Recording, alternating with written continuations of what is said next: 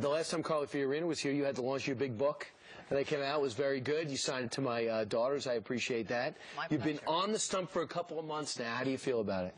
Well, I feel really good. You know, voters actually are tired of the professional political class. That's what your own poll said. 80% of the American people are tired of the professional political class. They're tired of words and gestures and speeches and not a lot getting. We have festering problems in this nation. Well, one person who has sort of struck a chord with American voters is Donald Trump.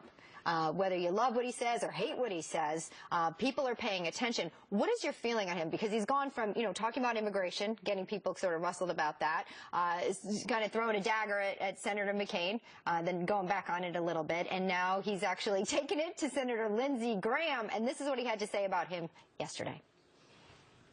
And then I watched this idiot Lindsey Graham on television today, and he calls me a jackass. He's a jackass. But today I got called a jackass by this guy.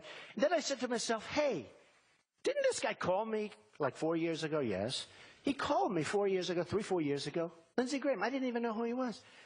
He goes, Mr. Trump, this is Senator Lindsey Graham. I wonder if it would be possible for you to call Fox. Because, you know, until I ran, I had that little thing which I do just for fun. Fox and Friends are so great. Brian and Steve and Elizabeth, they're great people, right? They're great. And he wanted to know whether or not I could give him a good reference on Fox and Friends, okay? You want to know, would I do that? And then, of course, you want to know whether or not he could come and see me for some campaign contributions. And, you know, I give to everybody. And he gave me his number, and I found the card. I wrote the number down. I don't know if it's the right number. Let's try it. 202. Well, it turns out it was the right number. By the way, he is right.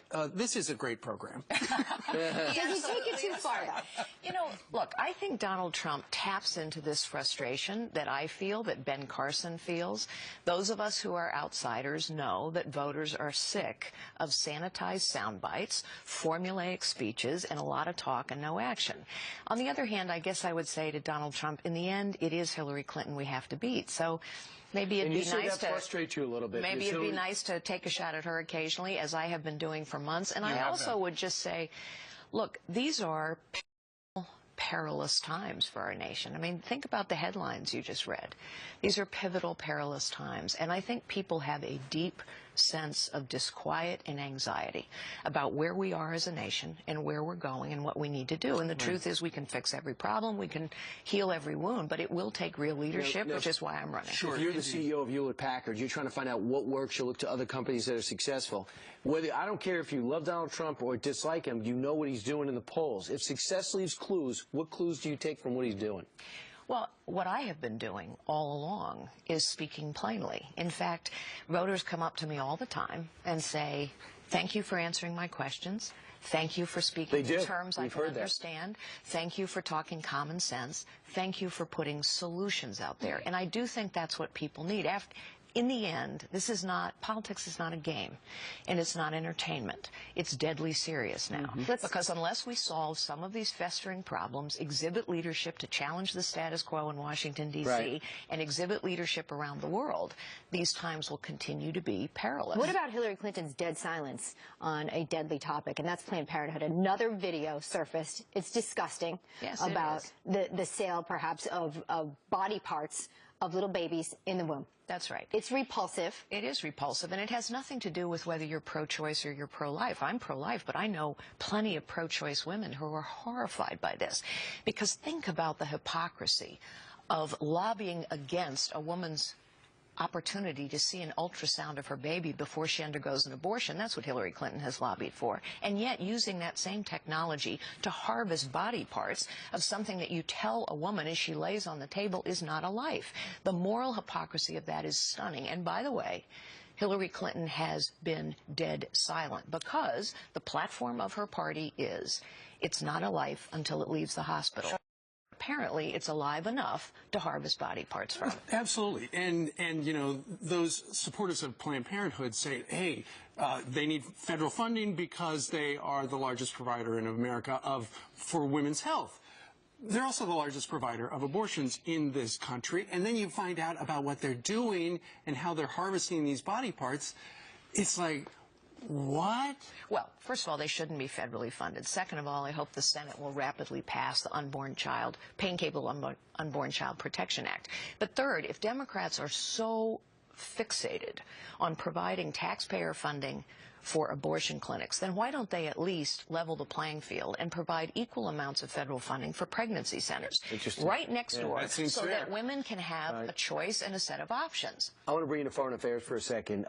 Leif Babin, I don't know if you're familiar with him, a Navy SEAL, great guy, war fighter. He was asked, his mission was, tell us, look at the candidates and tell us who stood out. We had no idea what he was going to say. Here's what he told us Monday. I think she's a proven leader, and having served in the military, we need leaders who are proven, who have been tested. I think she certainly has, and she's someone that I'd certainly be happy to get behind. I think those certainly currently serving, my former colleagues certainly would do the same. I think that she's someone who would scare our adversaries because they know that she is not going to back down. And I think folks like Vladimir Putin and Iran would be quaking in their boots if Carly Fiorina were our commander-in-chief. So there you got Leif Babin, who graduated from West Point, a Navy SEAL commander. He likes you best of the Republicans running for commander-in-chief. Well, and I'm deeply grateful to Leif for making that endorsement. It is true that I know more world leaders on the stage today than anyone running.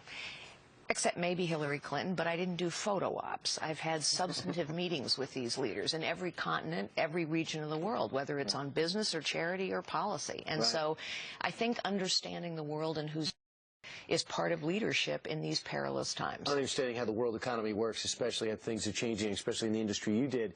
Now, General Ray Ordiano sat down with Jennifer Griffin, and as you know, he led the surge, was in the initial invasion. He knew what the war that he left, and he knew what would happen and where ISIS came from. Here's what he said about what we're dealing with now, and could it have been prevented?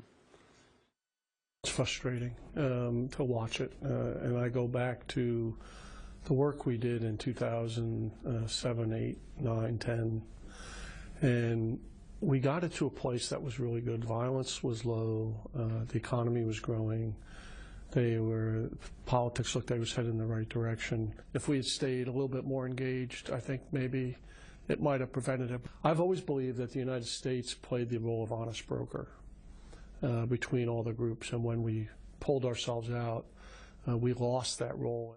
President Hillary Clinton say, well, we should have been there in the first place. The real story is what we did after we won the war. The president's actions lost us the war. Well, that's right. And by the way, remember that it was Secretary of State Hillary Clinton who declared victory in Iraq and said this is now a sovereign, free nation able to defend itself. She was dead wrong, just like she was dead wrong in calling Bashar al-Assad a positive reformer, just like she was dead wrong about Benghazi and Libya. In fact, she lied about Benghazi, we now know, just like she was dead wrong that Vladimir Putin could be dissuaded by a gimmicky red reset button. These are perilous times. I also know, however, that our Arab allies, and I know virtually all of them, know, for example, that ISIS is their fight. And they have asked us for very specific support. Jordan, bombs and material. Egypt, let's share intelligence. Let us lead a coalition. Kurds, please arm us. All these things have been asked for, and we are not providing them. No, and no has been the answer. Right. That is correct. All right. She wants to be our next president, Carly Fiorina. Thank you so much for joining us on the